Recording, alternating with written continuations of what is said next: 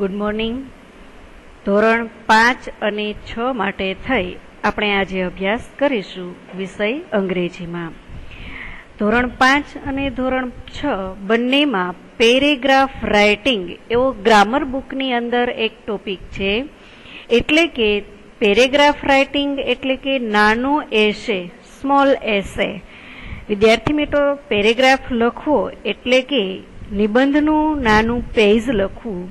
નિબંધ છે એ વધુ પેજમાં લખી શકીએ છીએ, જ્યારે એસે છે ધોરણ 5 અને 6 ની અંદર આપણે 8 કે 10 સેન્ટેન્સની અંદર લખીએ છીએ. તો આ પેરેગ્રાફ રાઇટિંગ કરવું કેવી રીતે? તમે લોકોને અહીંયા ટોપિક આપી દેવામાં આવેલા હોય તો વિદ્યાર્થી મિત્રો, આપણે સૌપ્રથમ એના અમુક મુદ્દાઓ સમજીએ કે જે મુદ્દાઓને આધારે આપણે પેરેગ્રાફ રાઇટિંગ કરી શકીએ છીએ.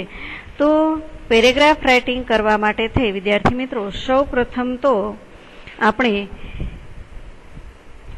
લખતા આવડવું જરૂરી છે. તો એના માટેનો ફર્સ્ટ ટોપિક આપણે જોઈએ, રાઇટિંગ. ટોપિક લખીને ટોપિક શું છે એની ચર્ચા કરવાની, કે કયા ટોપિક ઉપર આપણે લખવું છે. તો સૌપ્રથમ આપણે ટોપિક જોઈએ. હવે ત્યાર પછી આપણને લખતા આવડવું જોઈએ, એટલે કે રાઇટિંગ કરતા આવડવું જોઈએ. તો રાઇટિંગ કરતા આવડવું જોઈએ એના માટે વિદ્યાર્થી મિત્રો, આપણે ધોરણ 5માં છીએ એટલે આપણને બેઝિક ખ્યાલ હિન્દી, ગુજરાતી અને અંગ્રેજી. તો સૌપ્રથમ આપણને ગુજરાતીમાં લખતા આવડે છે, ત્યાર પછી આપણે હિન્દીમાં શીખ્યા, તો હવે આપણે અંગ્રેજીમાં શીખવું છે. માટે આપણે ત્રણેય ભાષાને કેવી રીતે લખી શકીએ છીએ એમાં મોસ્ટ ઇમ્પોર્ટન્ટ છે રાઇટિંગ. નેક્સ્ટ ટોપિક કે આપણને સ્પેલિંગ આવડવા જોઈએ. આપણે અહીંયા અંગ્રેજી ભાષા શીખી રહ્યા છીએ, એટલે જો આપણે એસે બનાવવું છે, એસે લખવો છે, તો જે ટોપિક આપણને મળેલો છે એની અંદર આવતા સ્પેલિંગ આપણને આવડવા જોઈએ, તો જ આપણે એસે લખી શકીએ. આપણી સામાન્ય ચર્ચા. હવે ફર્સ્ટ પોઈન્ટ હતો આપણો ટોપિક, અને આપણો ફોર્થ પોઈન્ટ છે ઇન્ટ્રોડક્ટ. એટલે કે આપણે જે ટોપિક લખવાના છીએ એ ટોપિકને આપણે ઓળખતા હોવા જોઈએ. એટલે કે જે ટોપિક, માની લો સામાન્ય હું ફોર એક્ઝામ્પલ બોલું છું કે તમારે કોઈ પણ પ્રાણી વિશે એસે લખવો છે, કોઈ પણ તહેવાર વિશે એસે લખવો છે, તો એના માટે થઈ અને આપણો ટોપિક શું છે એ આપણે જોઈએ. તો આપણી ગ્રામર બુકની અંદર આપણો ટોપિક છે માય કેટ, નેક્સ્ટ ટોપિક છે માય ક્લાસરૂમ, નેક્સ્ટ ટોપિક છે અ ફાર્મર. તો આ આપણો ટોપિક એટલે કે મુદ્દો થયો. એના ઉપર આપણે લખવું હોય તો પહેલા તમને ખ્યાલ આવી ગયો માય કેટ, ગુજરાતી ભાષા પ્રમાણે મારી બિલાડી, એ તમને ખ્યાલ આવી ગયો. તો આપણે એ પહેલા તો ઓળખતા શીખી ગયા કે કેટ એટલે કે બિલાડી. તો આપણે બિલાડી છે આપણને નજર સમક્ષ આવી જાય તો એના વિશે આપણે લખવું હોય તો વિદ્યાર્થી મિત્રો, ધોરણ 4 ની અંદર ગુજરાતીમાં તમે નિબંધ લખતા, ગાયનો નિબંધ લખવો હોય તો તમને સામાન્ય માહિતી આપી દઉં કે ગાયનો નિબંધ ગુજરાતીની અંદર આપણે લખવો હોય તો પહેલા તો આપણે લખીએ કે ગાય એક પ્રાણી છે, ગાયને 4 પગ હોય છે, ગાયને 2 કાન હોય છે. આવી આપણે ઇન્ફોર્મેશન આપીએ, આ એનું ઇન્ટ્રોડક્ટ થયું કહેવાય. તમે એને ઓળખો છો. હવે વિદ્યાર્થી મિત્રો, ધોરણ 5 અને 6 બંનેની અંદર પેરેગ્રાફ રાઇટિંગ માટે થઈ અને આપણને એસે આપવાના હોય તો એના તમને અમુક ટોપિક, અમુક મુદ્દાઓ આપેલા છે.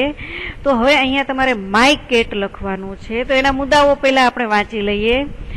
Name of the cat, colour, big eyes, like to drink milk, get up early,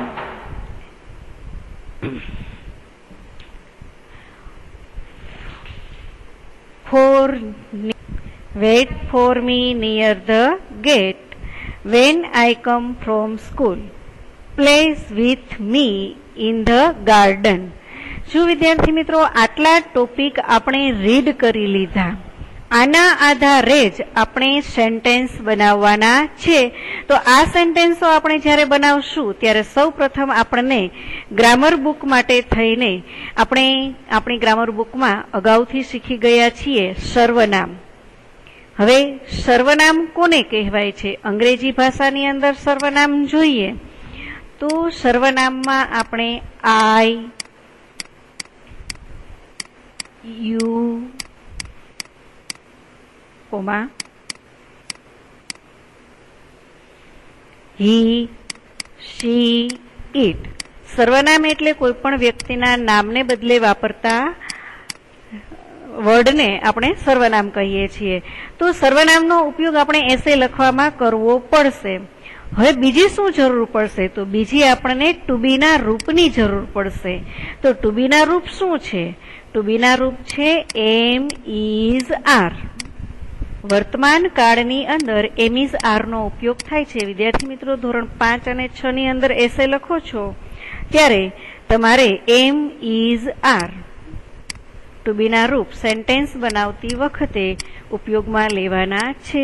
તો વિદ્યાર્થી મિત્રો, આપણે આ બધા ટોપિકો અગાઉ શીખી ગયા છીએ એટલે આપણને ખ્યાલ છે કે કેવી રીતે આનો ઉપયોગ કરી અને આપણે સેન્ટેન્સ બનાવીએ છીએ.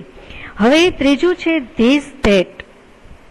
જે પણ આપણે ગ્રામર બુકની અંદર ચલાવી લીધું છે, જેના આધારે આપણને ખ્યાલ છે કે આપણે ધીસ, ધેટ દ્વારા વાક્યો કેવી રીતે બનાવીએ છીએ. તે આ બધી જરૂરિયાત આપણને એસે બનાવવા માટે છે.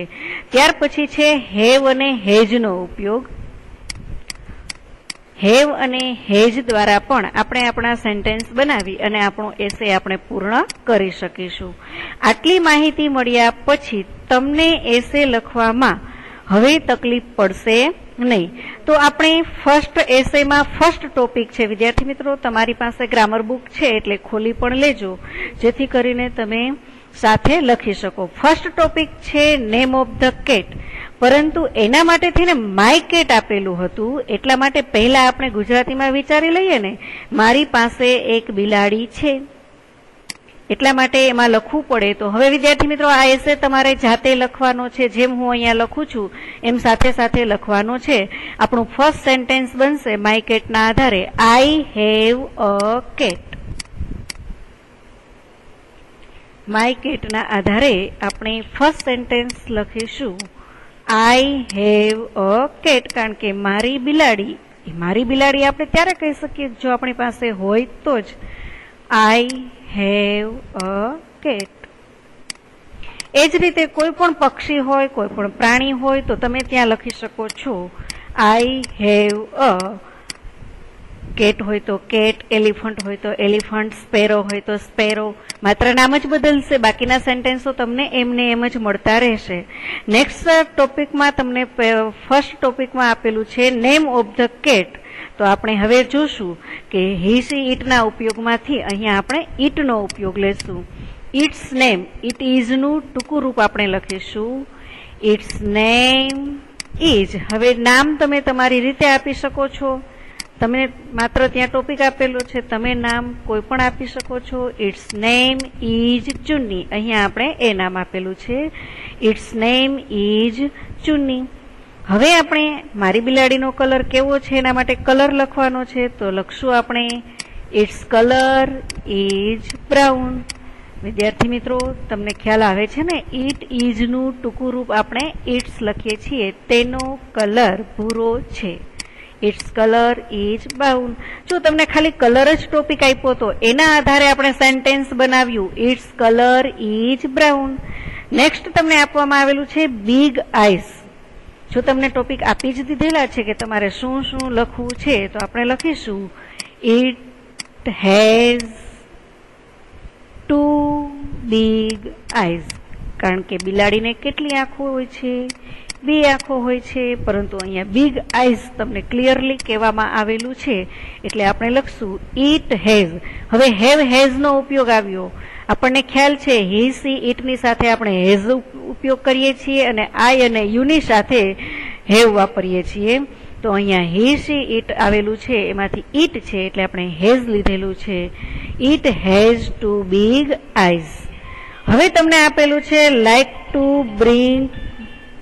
Drink milk. હવે આપણને ખ્યાલ પડી ગયો મિલ્ક એટલે કે બિલાડી દૂધ પીએ છે. તમે ગુજરાતીને આધારે થોડું ઘણું સમજતા જશો એટલે સેન્ટેન્સ બનાવી શકશો. હવે ત્યાં આપણે લખશું it's like to drink milk. તેને દૂધ પીવું ગમે છે. આ રીતે આપણું ટોપિક વાઇઝ સેન્ટેન્સ આપણે બનાવતા જઈએ છીએ. વિદ્યાર્થી મિત્રો, આ જ રીતે નેક્સ્ટ એસેની પ્રિપેરેશન તમે કરજો. તમારી જાતે જ તમે ડોગનો એસે લખી શકો છો, એલિફન્ટનો એસે લખી શકો છો, કાવનો લખી શકો છો. નેક્સ્ટ ટોપિક તમને આપવામાં આવેલો છે ગેટ્સ અપ અર્લી. આપણને જે ટોપિક આપ્યા છે એ જ પ્રમાણે આપણે સેન્ટેન્સ બનાવીએ તો આપણે બનાવશું. એના માટે ગેટ્સ અપ અર્લી એટલે કે વહેલા ઉઠવું. The cat gets up early in the morning. કારણ કે પોતાની બિલાડી છે ને, પોતે પાડેલી બિલાડી, એટલા માટે થઈ જેમ બાળક વહેલું ઉઠે છે એમ એમની બિલાડી પણ એમની સાથે વહેલી ઉઠે છે. એટલે આપણે એનું સેન્ટેન્સ બનાવીએ. The cat gets up early in the morning. આ અધર વર્ડ છે આપણે સાથે જોડશું તો જ આપણો એસે છે સરસ રીતે આપણે બનાવી શકીશું. નેક્સ્ટ સેન્ટેન્સ આપવામાં આવેલું છે wait for me near the door when I come from school. તો વિદ્યાર્થી મિત્રો, આપણે એમાં સમજવાનું રહેશે કે when I come from school. કારણ કે આપણને મુદ્દો એવો આપેલો હતો જ્યારે એ મારી રાહ જોતી હોય છે જ્યારે હું સ્કૂલેથી આવું છું ત્યારે. તો આપણે એનો સેન્ટેન્સ આવી રીતે બનાવીએ. When I come from school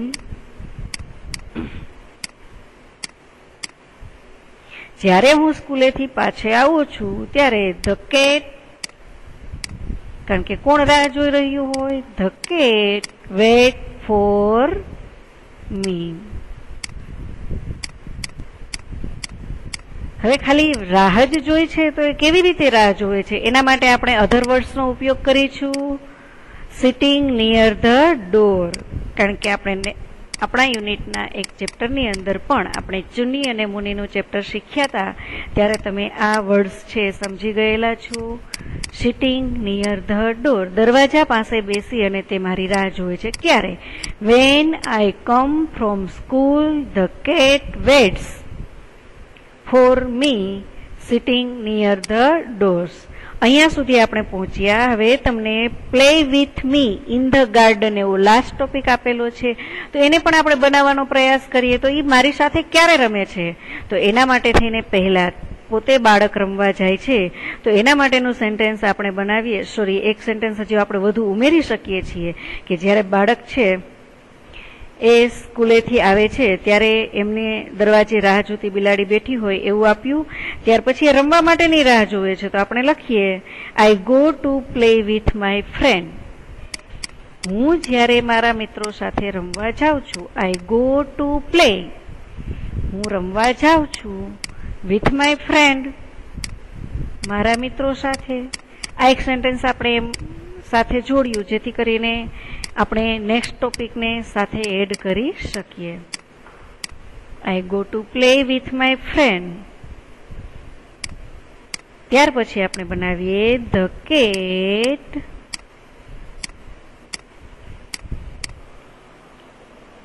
cat also. કારણ કે બિલાડી છે એ પણ આપણી સાથે રમવા આવે છે. The cat also plays with me in the garden. બિલાડી પણ મારી સાથે ગાર્ડનની અંદર રમે છે. અહીંયા આપણો આ એસે આપણે પૂર્ણ કરીએ છીએ. વિદ્યાર્થી મિત્રો, ગ્રામર બુકની અંદર આ એસે તમારે લખી લેવાનો છે અને પાકો પણ કરી લેવાનો છે. અને પ્રેક્ટિસ માટે થઈને તમારે લોકોએ રફ બુકમાં ધ કાવ એ નિબંધ છે તમારે લખવાનો રહેશે. અને ગ્રામર બુકની અંદર તમને માય ક્લાસરૂમ આપવામાં આવેલું છે તો એના માટે થઈ સૌપ્રથમ તમે કયા ધોરણમાં ભણો છો, કઈ સ્કૂલમાં ભણો છો. તો અહીંયા મેં તમને વાત કરી કયા ધોરણમાં ભણો છો તો એના માટે થઈ અને તમારે સૌપ્રથમ પ્રેપોઝિશનનો ઉપયોગ યાદ કરવો પડશે. ઇન, ઓન, અંડર વાળો તે. તો I am study in 6th class, I am study in 5th class એવું ફર્સ્ટ સેન્ટેન્સ બનાવી અને ત્યાર પછી I am study in Hirpara Kanya Vidyalaya એવું સેન્ટેન્સ બનાવજો. ત્યાર પછી તમારો ક્લાસરૂમ છે એનો એસે તમે શરૂ કરી શકશો. છતાં પણ તમને એસે છે આપી દેવામાં આવશે વિથ ફોટોઝ હોમવર્કમાં. એના દ્વારા તમે લખી લેજો. હવે અ ફાર્મનો એસે છે એ પણ તમને આ લખતા આવડી જ જશે કારણ કે તમે અત્યારે ઘરે રહીને આ ફાર્મ સાથે જોડાયેલા જ છો, ખેતર સાથે જોડાયેલા જ છો, તો આ રીતે એસે છે તે બનાવતા શીખજો. જરૂર પડે ત્યારે કોલ કરીને પૂછી શકો છો. Thank you.